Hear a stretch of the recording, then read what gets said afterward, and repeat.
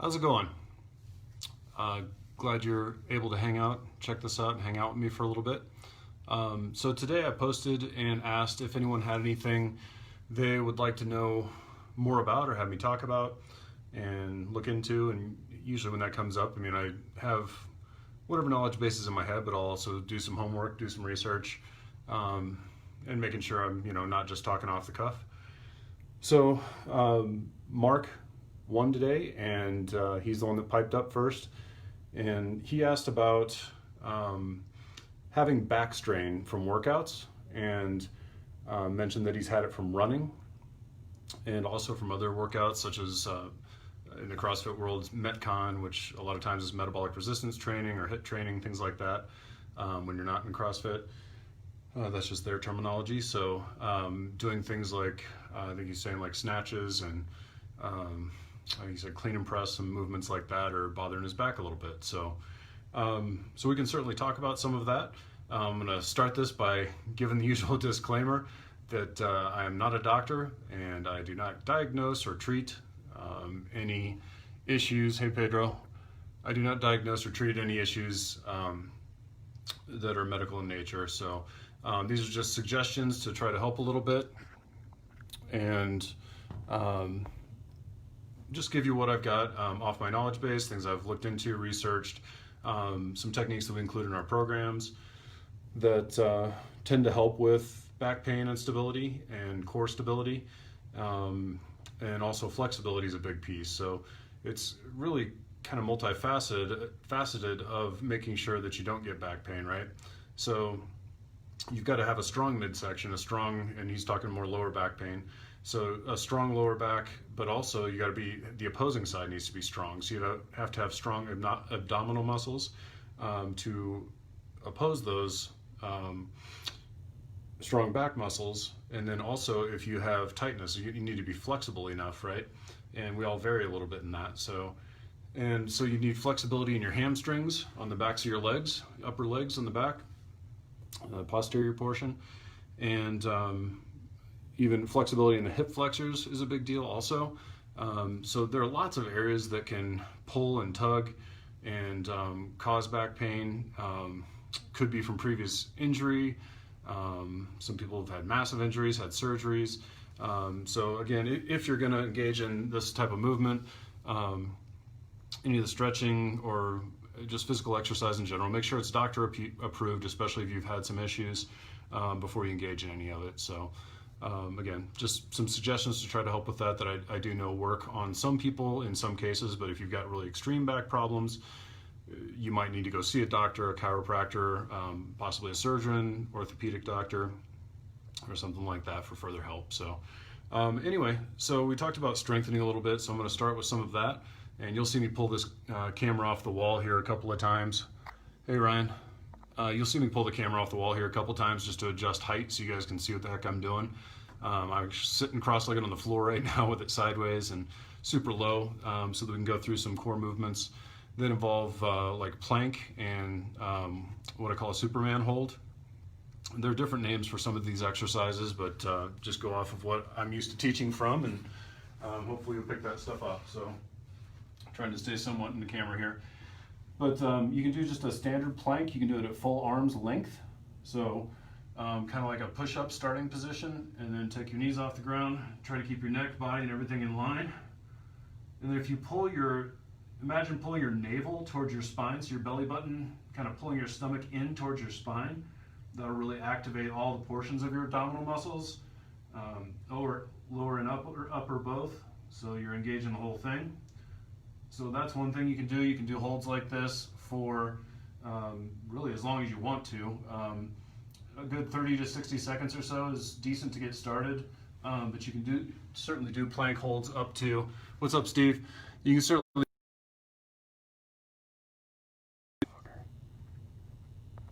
There we go. Almost shut off the video.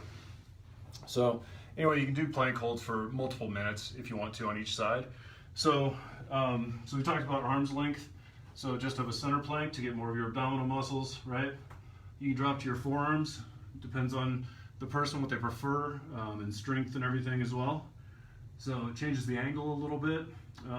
I like doing a lot at arm's length just because it engages more muscles. You're using your triceps more to lock in your arms and keep them straight. So it's just activating more, I think, overall, and get more benefit out of it. So you can move to then do the sides, right? So side plank, I usually just kind of bend my knees up a little bit, and then when you extend, it's just about right. So start on your forearm, right? You can see my hand and fist right here. And then with your legs bent at about a 45-degree angle, when you straighten your body, you just come right up into a straight plank. So this would be a side plank. I'm on my right side, right? So again, you're trying to get everything in line. So you're using all the muscles on the side right here to hold, to keep you from sagging, right? You gotta hold up. And then you're engaging shoulder muscles. You're actually working a lot, but you're definitely working your core and gonna help strengthen so that your back and abdomen both are strong when you're done with all of these. So you can again hold those for 30 to 60 seconds to start, and multiple minutes once you get going. And then side plank, you can make it as tough as you want to, basically. So that's the easier version. You can hold an arm up, you can bring a leg up. And if you really feel like getting crazy, go full arm's length, arm up, leg up, and hold that way. So it can get as hard as you want it to get, right? Ryan, how's it going, man? Straight into your nice. All right, so again, you can go left side, so same thing, just switching sides, because what you would do to one side, you want to do the other, right? To be strong all the way through. So I bend my legs at about a 45-degree angle again. Get on my forearm, you can see my hand here, hopefully. And just extend into a straight position with your legs. When you lock them out, it just raises your hip off the ground. So that'd be a left side plank. Again, using all the sides of your abdominal muscles over here. So again, making sure you strengthen all four sides. So those are the first three. And once again, you can make it more difficult. So you can go full arm's length if you want to. You know, arm up, leg up, right? So more balance, more activation, more muscles. When you lift your leg up, you're gonna activate your glutes. Sides your quads and some other just supporting muscles. So, oh, what's up, Ryan? Sorry, I'm trying to catch comments. It's hard to see from here. So anyway, so that's center plank in both sides. And then again, you saw you can make it more difficult depending on where you are. So you could hold, like, say, the forearm version.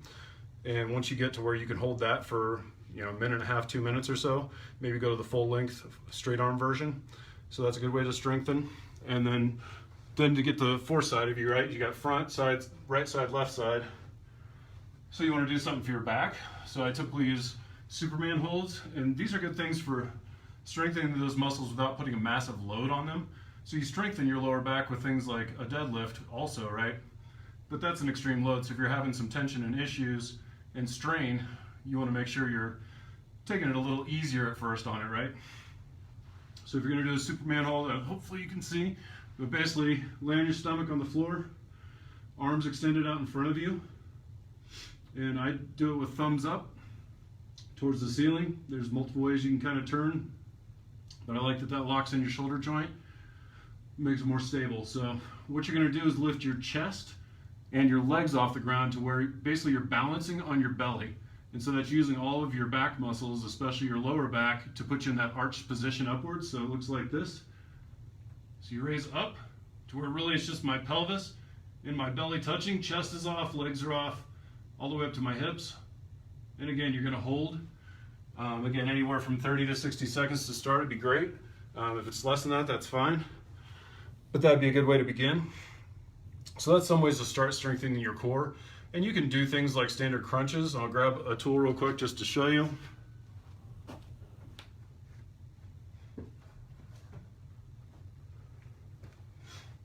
So they actually make, and doesn't matter what brand, they make ab pads, or well, it's a back pad really that you can lay on so it goes in the arch of your back. So if you're gonna do some crunches or something, you can use one of these guys. Flips down a little pad to support your butt. My back arches enough that I kind of like it doubled up actually. But if you're going to do crunches, it's just a nice way to support your back so you're not causing problems with your vertebrae, your spine, right? And it actually stretches your abdomen out more. So you get a better stretch of the muscles, which is always a good thing. So if you're going to do crunches on this, you got the nice arch to your back. A lot of times I put my hands up high. You can cross your arms across your chest. If you want more resistance, if you put your arms high, now you're pulling up your arm weight as well. and then just crunch it up using your abdominal muscles. Again, pulling your belly button in towards your spine to tighten everything up. So that's another you can do. And you can get into leg raises and all that stuff. Honestly, I find for most people, if they're doing full body workouts with the big 5 movements and include things like squats, deadlift, clean and press, some kind of chest press, push-ups, those kinds of things. What am I missing?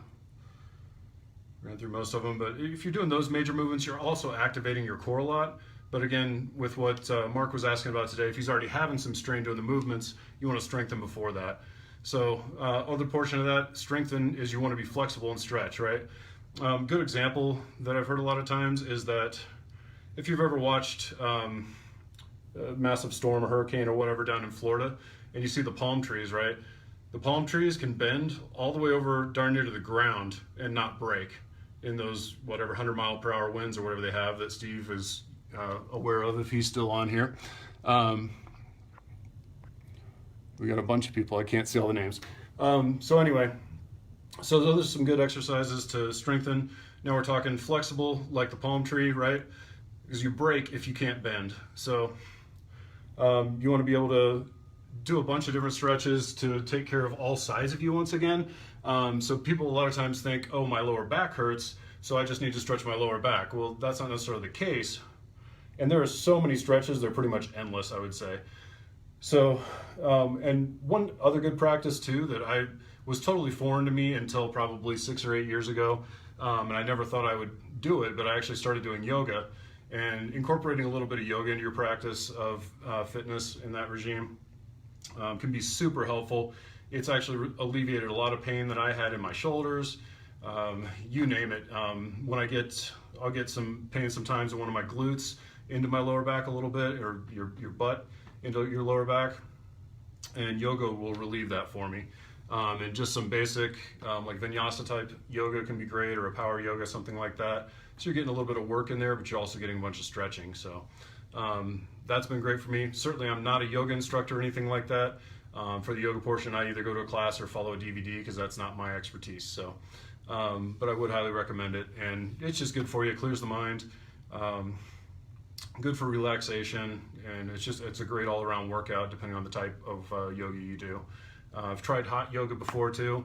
I've been in enough hot buildings when I was in my fire career that I don't really need that anymore. So I stay away from the hot yoga, but up to you of what you're into.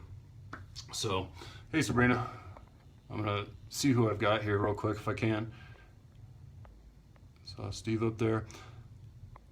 Gotcha. Okay. So, hey Michelle. Oops.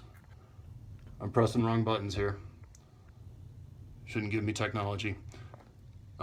So anyway, so let's talk about stretching a little bit. So the stretching we tend to include in our programs, we try to keep it fairly simple. And we have a lot of things in 5s. So we have big 5 functional life movements for exercises that are kind of the base. And then we also have the big 5 mobility stretches. And part of that's to allow people to alleviate things like lower back pain and tightness with stretching in a simple way that doesn't take very long. And because people are busy, I know that. So we use kind of bigger, more full body movements. It's not always isolating just a hamstring or something like that. And actually a couple of the postures do come from yoga.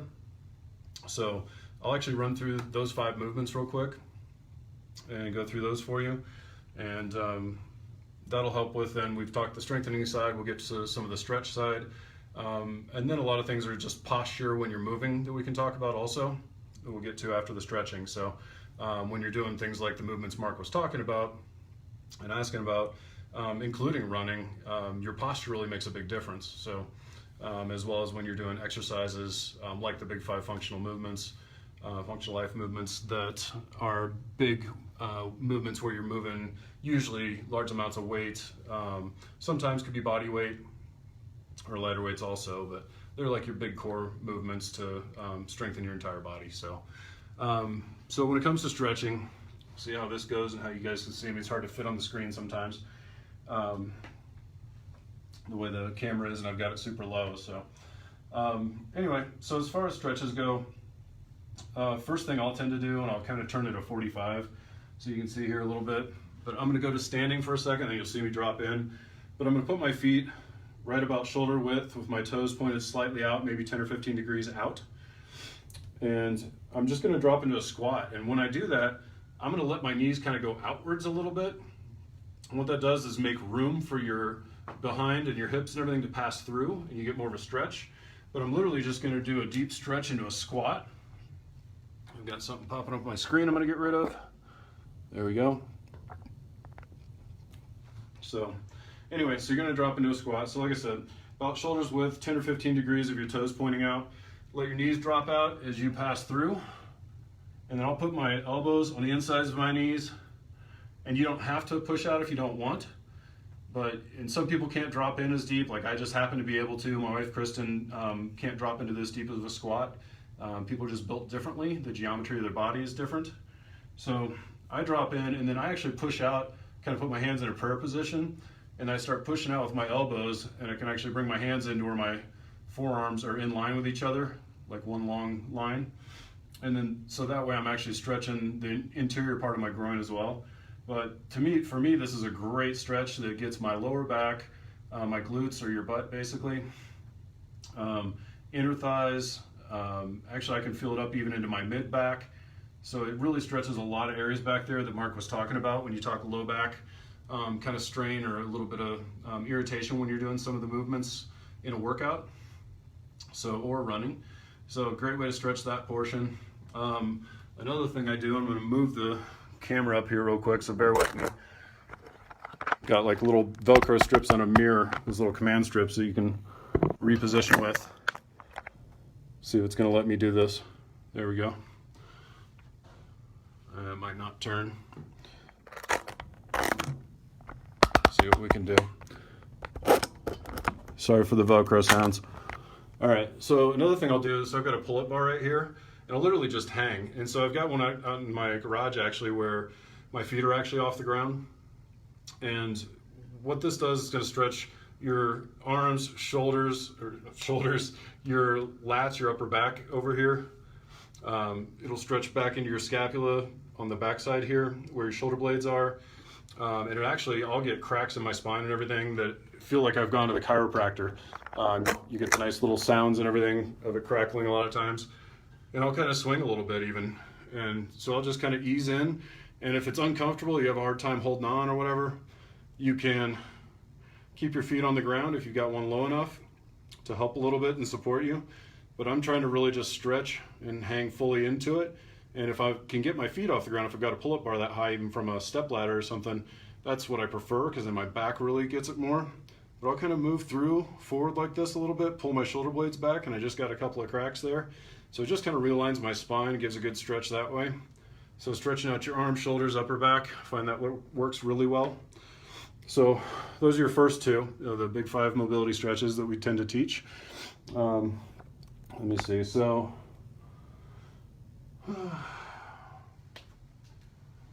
see what this will show. I'm gonna have to move this back down again. This is the biggest challenge, is camera work when you're using a cell phone like this. So, all right, so the next couple of things I'm gonna do are more, some of them are kind of yoga related, but we're gonna be stretching things like your hip flexors right here, kind of right in the crook of your front of your hip on the front side of your body, where your leg and your pelvis meet. So that's an area that gets really tight on people, especially these days. A lot of us are sitting at desks all the time working, if you have an office job. So that kind of thing really allows those areas like your hip flexors to shorten and tighten up. So stretching those out is a good thing. And I'll add even some more to where you're getting kind of a side stretch. So we talked about all 4 sides of strengthening and stretching on all 4 sides. So what you can do is just put one leg forward. So you're kind of at a lunge with one knee on the ground. And I'm gonna try to get I've got my left leg forward, my right leg back. So I'm trying to get my right leg back about as far as I can. I'm gonna put this front left leg at about a 90-degree bend at the knee. And then I'm gonna move forward, kind of lunge into it a little bit. So I'm stretching my glute, my hamstring on this side. And on the opposite side, you'll see when I switch sides in a minute, but I'm stretching my hip flexor with this leg that's back here as it's pulling back against it. So you're stretching multiple areas again all at once instead of doing a whole bunch of separate stretches. So you can go through this whole routine that I'm doing of these 5 stretches for both sides in about 3 or so minutes, 3 to 4 minutes, by holding them for 30 seconds a piece and then moving into the next one within a few seconds. So it can be really fast, get it all done in a short time. And again, it's going to help alleviate some of the back pain and everything we were talking about. Sorry, another alert on my phone. So down in that lunge, stretching, make sure I'm feeling it on both legs. And then you can even add on. So I've got my right leg back. If I bring my right arm up, it just extends that stretch even more. So I'm holding it straight up in the air, and then I'm actually going to lean towards the camera. So I'm leaning away from the leg that's back behind me to the side a little bit, and I actually stretch all the way through my whole side, and you'll see again better when we switch sides. So it's extending that stretch that I'm getting out of my hip flexor on the right side and my leg all the way up through my right side of my body. So again, you hold that for about 30 seconds or so. You can do longer if you got more time to do it. So, and then simply switch sides, right? So now you're going to lunge forward. Now I've got my right leg forward. Oops, I need to switch so you see the other side, sorry. So now you're seeing the inside of this leg, so you'll see what happens on the left side now. So again, 90-degree bend in the knee, get my left leg back as far as I can, and then kind of leaning into it. Kind of similar to a runner stretch a little bit. But you can see how far back this leg is, and it's really giving a nice stretch to your hip flexor here. So, and then again, I'm going to bring my arm up, so I'm leaning in, so I'm getting full stretch of my right glute and hamstring. And then on the left side, on the front, my hip flexor, my quadricep, which is the muscle on the front of your leg, upper leg a little bit. And then again, arms straight up in the air. And if I lean a little bit to the other side, it extends the stretch all the way through my upper back, my latissimus dorsi, and all the way down through your side muscles over here. So again, hold that for 30 to 60 seconds or so. And again, you can just run through them in 30 seconds a piece to make it super fast and get it done in a few minutes. So that's both sides of that one. So that's 3 different stretches, obviously 2 different sides when you're doing the lunging hip stretch. So next couple things are definitely straight from yoga. And you can do this with a yoga mat, take your shoes and socks off if you want to. But a lot of times I'm doing this right after my workout. I do have a yoga mat, but I don't always break it out. So a lot of times I'll just go straight into it. And all I'm going to do is what's called upward dog and downward dog from yoga. So, and again, these just get massive areas all at once. So you can stretch out your shoulders, lower back. So if you go into a plank position, again, center plank like we started off with the core, and then you just start bending at the hips. So you get in this position, and that's where you want your feet and hands to stay. And then you start to bend at the hips and bring your chest through to where my arms are as much as I can in line with my back. It depends on the person again. You're trying to straighten your legs as much as you can. I know you probably can't see all of my legs, but you're trying to straighten it at the knees to where it's a straight line as best you can from your feet to your hips, and then from your hips out to your fingertips. And you'll feel stretching your calf muscles, your hamstrings, stretches out my shoulders, my chest, lots of areas, and it's strengthening at the same time because you're holding with some other muscles, using some core muscles, abdominal muscles for stability, and all that good stuff. So that's the first one. What I like to do is go right from downward dog like that into upward. So I'll go right from here, and I just like to do a pass through into upward dog. I find it really helps build up my shoulder muscles, all the little supporting muscles in there. So I just pass through, and now you're going the other direction and arching upwards. So you can have knees on the ground if you need to. If you can get them off the ground, that's great. And you're literally just letting your hips sag towards the ground, shoulder blades back and together, your scapulas. And then some people look up. I usually look straight ahead. That's just my preference. I've seen it taught both ways. So again, now this is stretching more my front side, and that can relieve tension on your lower back. And I'm just again going to hold that 30 to 60 seconds or so, depending on my preference, 30 seconds if I don't have much time. And then just kind of pivot back and get on your hands and knees and come out. So simple as that. So that's 5 stretches Again, doing 2 sides when you're doing the lunging hip stretch to get your hip flexors and all that good stuff. So that's the basic 5 movements. That's what we call the big 5 mobility stretches. And again, it's a quick way, 3 to 4 minutes. You can run 30 seconds a piece and be done with that. So super helpful. And again, you're stretching multiple muscle groups at once instead of sitting there going through this routine of, you know, I got to stretch my hamstring and then I got to stretch my quadricep. But you're doing a couple at the same time. So it's much faster. I think overall more effective, and people are more likely to do it because it doesn't take 20 minutes just to stretch. Most of the time, these sorts of movements, the core strengthening plank movements could be during your workout. The stretching, usually in these static stretches where you're holding in a stretch position, you usually want to do those after your workout. So before the workout would be more doing movements. You can warm your body up by doing things like running in place, jumping jacks, walking at a fast pace, walking some stairs, all that kind of stuff. And then also do some movements like if you're going to do back squats with a barbell on your back, start off with just some body weight squats, doing those with no weight on just to get everything moving and get your body ready for that movement. So that's a good way to warm up and start to begin with. So the other piece that I wanted to talk about to answer Mark's question is just some of the posture items of whether you're running or also for lifting weights. If you're doing movements he was talking about, say like a deadlift, a clean and press, or any of those types of things. So I'm going to move this camera one more time. So here goes the Velcro noise once again. Let's see how this goes. See if it'll let me turn it or not.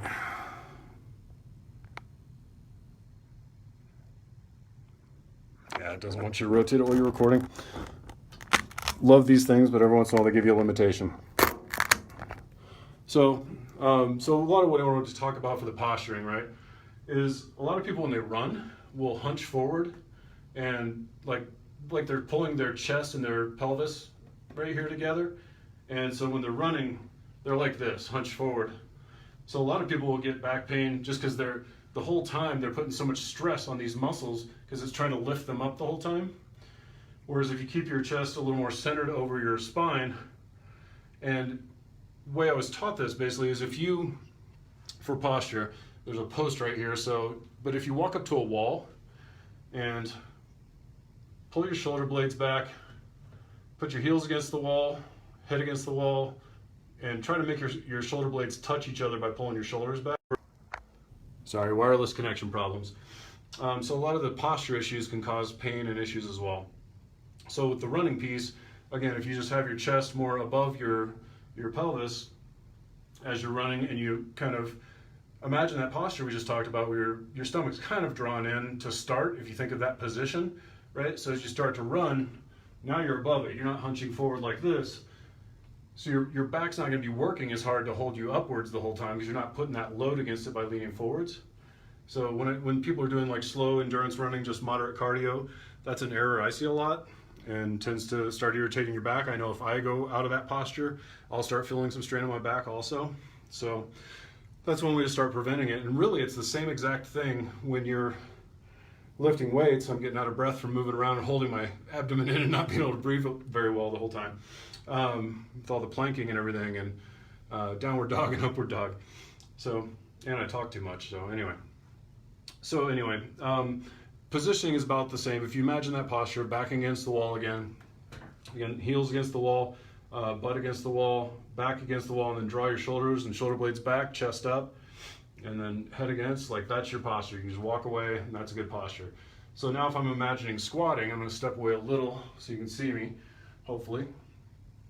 But now if I've got my shoulder width stance for squatting, I've not moved anything else at all. Another alert, I wish it would stop. So I haven't moved anything else at all, right? So I'm still in that position, squared away, and let's say I'm trying to hold a squat bar, right? So I've got my feet in a shoulder width stance, toes pointed out 10 or 15 degrees, and as I drop in, it kind of stays the same, and I'm gonna pivot forward a little bit in a squat, but you're keeping everything else positioned the same. You're trying to keep your core tight here, right? You don't let that bulge out. You don't hunch forward. A lot of people will tend to do this when they go forward. And even on a squat, they'll move more like a deadlift, right? So A squat movement, you're a little more upright. You might be just a little angled from the hip when you drop in. But other than that, your spine stays in about the same position and everything else does. On a deadlift, right, you're gonna bend a little more at the hips because you're reaching down, right? So you're gonna hinge at the hips, but you're still keeping your chest to pelvis all in the same line, all braced, bracing your core, bracing your abdominal muscles, and trying to keep a neutral spine. So that's where a lot of people tend to mess up and get back strain from also. Other than that, let's see. So some of the other things, I guess, are some movements just don't work well for some people. Like learning some powerlifting and everything. I didn't start learning, like say, trying to do a snatch until I was in my late 30s or so, and just didn't really have great shoulder mobility for that movement. So there's certain things like that that just, they hurt more than they helped, so I tend to stay away from them. So I know Mark mentioned some of the lifts he was doing. I think he was talking about a snatch, clean and jerks, and things like that. And a lot of those are really explosive movements, right? So where you're grabbing heavy weight from the ground and you're exploding as fast as you can upwards, right? So that's going to put the most intense momentary strain on your back, on your lower back, as you're exploding upwards, and it's having to brace for all that weight because you're starting from down here bent at the hips with a lot of those, or all those movements. So it might be just kind of staying away from those movements a little more and finding what works for you, or sticking with a lot lighter weight, maybe for a higher amount of repetitions. So instead of, say, 5 to 10 repetitions of a movement, you might be doing 10 to 20 with a lot lighter weight to keep that strain down a little bit because you're not putting as much load on your lower back at that point. So that's another way to kind of look out for it. And just choose movements that are going to work for you. And some of the movements he was talking about, like I say, I don't do. I've done them, tried them, learned them, and they just don't work well for me, so I stay away from them. So there's certainly not like a fix-all that's going to fix if you have lower back issues. I've had a major injury over time, had to have surgeries or anything like that. But these are all bits that can help with strengthening, flexibility by stretching, and strengthening without a big load, right? Doing the isolating type of core movements we were doing of planks, proper types of crunches. You can do some hanging leg raises and things like that too. So a lot of it is the flexibility piece though when people are getting pain. I guess kind of third portion of that also is doing mobility work. And that's a big one that people miss out on and often skip. So in our programming, we have one day out of the week where it's supposed to be a focus after your workout, when we get people to stick to it and just do mobility work. And it's not the most complex thing in the world. There's all kinds of rollers like this, right? This is my favorite. I call it Bumpy, but this is by Piece of Muscle, and it's Peace as in peace sign, P-E-A-C-E. So I love this one. Some of them have like more of a blocky square grid, and I just found they like pinch and bruise my skin and stuff like that. Whereas this one, because it's that mismatched honeycomb pattern where they're diagonal to each other instead of in line, it just doesn't beat up my skin and bruise me like I've been beat to death or something. So you got foam rollers like this, literally kind of squishy foam. This is a softer one. You've got some that are super firm. This is more firm. We've got another one that's super firm. Like some of them, it kind of hurts at times in points, but it hurts in a good way. Let me grab a couple more things. So for mobility, again, I'll do a couple things here on the ground in a minute, but they're balls like this orb that have some little bumps on them and everything. And so just rolling around on these, on the areas that are tight. This is like a lacrosse ball. This one's made for rolling around on, but you could actually use a lacrosse ball. Literally a tennis ball, it's a little bit softer. But so these little guys are great for if you have like a pinpoint knot. Like I'll get a lot of knots. People get them in lots of different places. I'll tend to get them in my shoulder blades, kind of on the inside near my spine. People also get them in their necks, further down their lower back as well. So you can actually roll those out, and it's like giving yourself a massage. Somebody, I talked about this the other day in a post, and I can't remember who commented, but they were saying that looks like too much work. And I got to be honest, for me, it's like giving myself a free massage.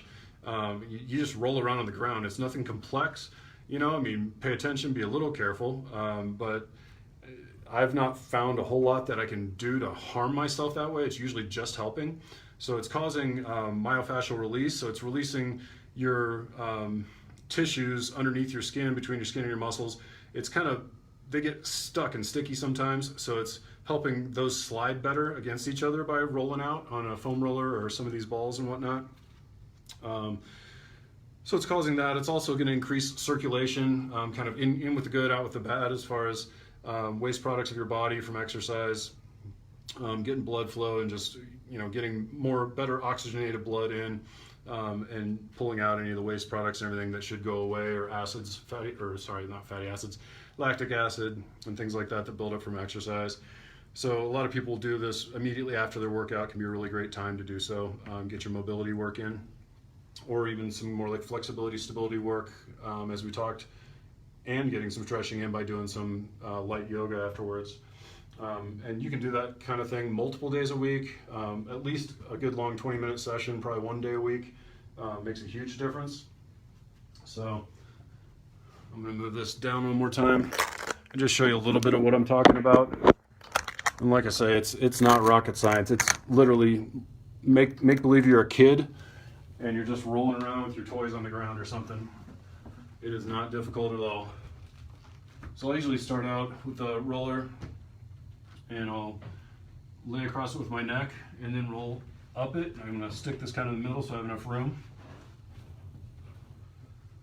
Center my neck on it, and I'll literally just start rolling the neck from side to side, and I'm basically getting a free massage with a roller that cost me, I don't know, 30 bucks or something like that for a fairly nice one. Maybe $20 to $50 depending on what you want to get. So and you can just start to roll. I'm going to move kind of fast, but I usually move slow. I just want to show you guys this and not take forever. But I'm literally just going to roll through my entire back. And I'll start with my arms up like this a little bit, so I'm really exposing the middle and shoulder blades. And I just keep going all the way down. You can roll all the way down past your hamstrings, and you can even roll out your calf muscles on these things. So it can be that simple on these big ones, and you're just getting a broad surface, right, all at one time. And I felt a couple little like shifts and cracks in there when I did it just now, because I haven't done this yet today.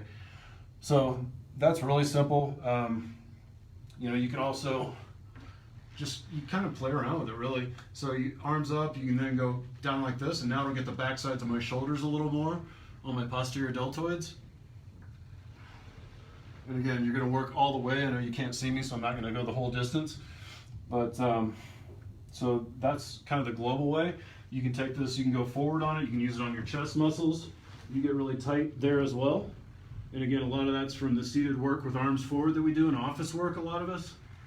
You can roll your chest out and your shoulders that way. Like I can turn to the side and roll my deltoids out on it, and my anterior deltoids on the front side there. That really digs in and feels lovely, of course. Kind of actually hurts, but in a good way, loosens everything up. So doing these types of things just eliminates a lot of the pain that I get these days. Oops.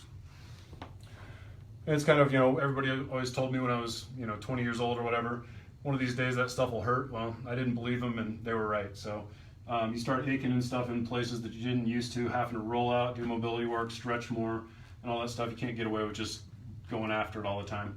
So now if you've got more like pinpoint types of things, that's where the balls come in handy. And I will literally, sometimes I'll do two at once, but I'll just throw one on the ground. Hopefully you can see that. So, and then I'm just gonna get my shoulder blade kind of on it, and you can just find, just kind of lightly roll it first.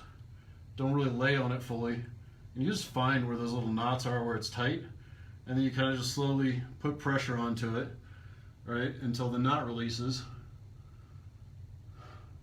And you can roll on an area or pinpoint an area and put pressure, get rid of the knots. Like, again, it's basically the same thing that you pay a masseuse 150 bucks an hour for, that you can do for yourself for, all this stuff probably costs 60 bucks altogether. To have each of these items to roll out on. I mean, a can of tennis balls is what, $5? So, again, that's kind of the mobility part. Lots more things you can do, more in depth, of course, but just to try to give you a little idea of some of the tools that are out there. We even have like this little guy that's made for your neck. You see kind of the notch in there that your neck would sit in. Sorry, I didn't mean to flip you guys off. So you just sit your neck in the middle and roll out on the ground like I was just a minute ago. With that guy, there's like a smaller orb type ball with the little knobs on it. And those little guys are just going to dig in for more like circulation and tissue release with the little bumps that are on it. So anyway, to recap a little bit, so sit down where you can see me again. So we went through and talked about strengthening, right, with the core movements, and we did all 4 sides. So that was center plank, left side plank, right side plank, different variations that could be more or less difficult depending on what you need. And we did Superman holds for lower back. So those are kind of getting a lot of core movements in. You can use crunches, you can use a stability ball for crunches to support your back and be more gentle and not beat up your spine so much. Basic standard crunches, a lot of people frown on these days, and it's just you're really crunching your spine off and on the ground. It's just not supported, and it's just really bending and tweaking on its own, compressing discs and everything. So a lot of people stay away from that. You can do them, it's not that you can't, but if you're worried about lower back issues and everything, it's probably better to support with this little wedge like I showed you guys earlier, that even has a little pad if you want to use that part too, depending on kind of your back shape, is what I found. So work all 4 of your sides doing those kinds of movements. And then we talked about stretching, went through the big 5 mobility stretches that we teach to our clients. And again, it's a routine that you can do in about 3 to 4 minutes. And it's one of those things that keeps me stretching more, whereas I don't want to spend 15, 20 minutes. I don't have 15, 20 extra minutes to spend, and really helps you get through it and stretch, again, multiple muscle groups at once, so it doesn't take so long, but still very effective. So we talked about with that hanging stretch from a pull-up bar or something like that, hanging at arm's length. If you can get to where your legs are straight, that's great. We talked about the squat stretch where you just drop into a passive deep squat, and then you can also put your arms between and push your knees out if you want to, so that you're stretching your inner groin area.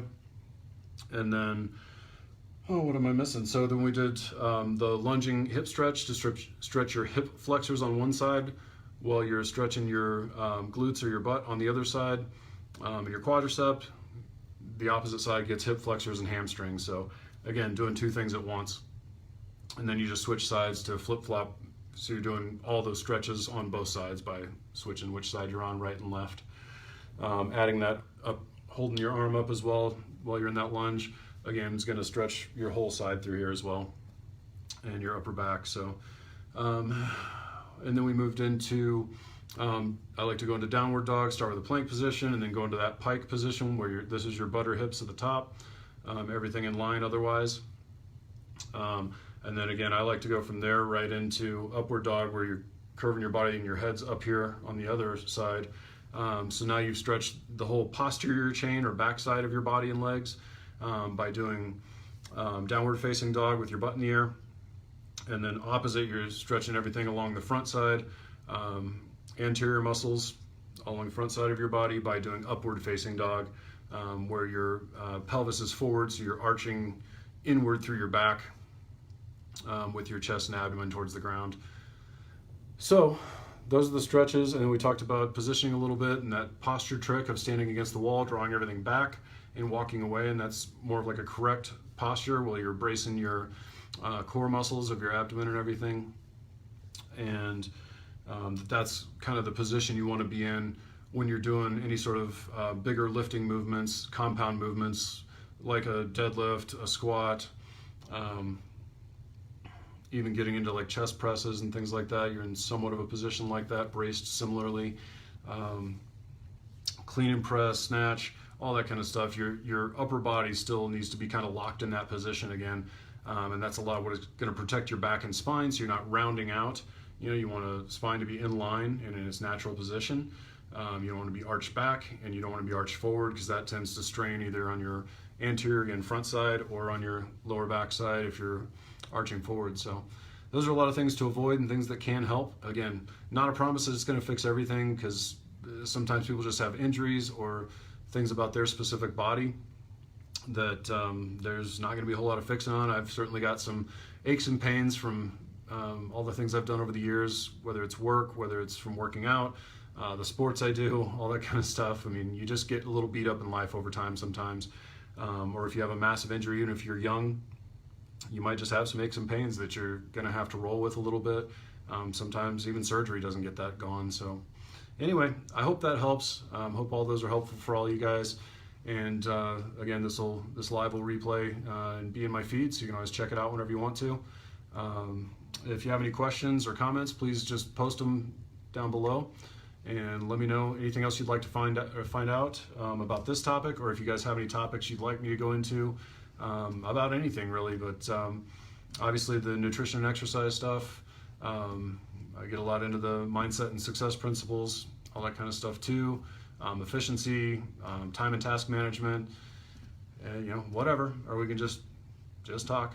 So say hi, reach out, let me know what you think, let me know what else I can do to help, and whatever information you'd like to hear about. And that's about all I got for today. All right, you guys have a good one. Thanks for hanging out. I really appreciate it. Good to see you all here.